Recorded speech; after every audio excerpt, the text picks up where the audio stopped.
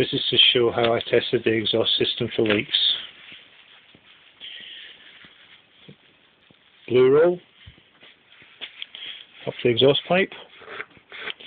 If you see in Beverly Hills Cop, you could always use a banana.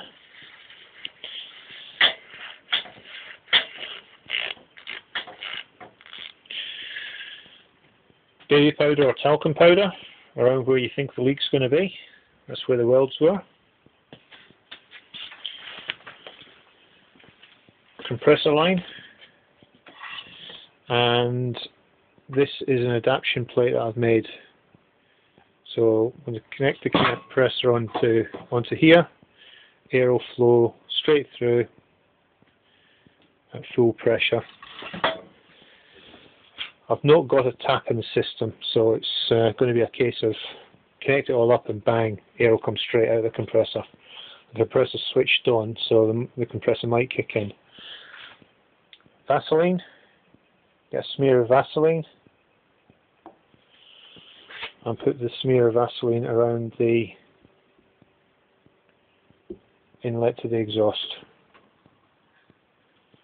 That helps create or helps with an airtight seal at this end.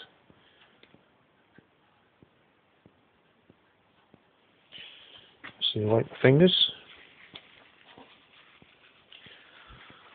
This bit's connecting it all up is quite easy if you haven't got a camera in your hand. So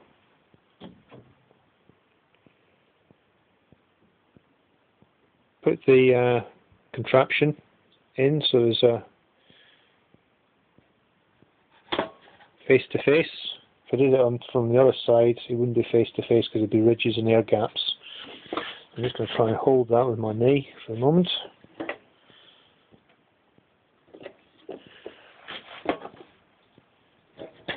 While I connect up the airline.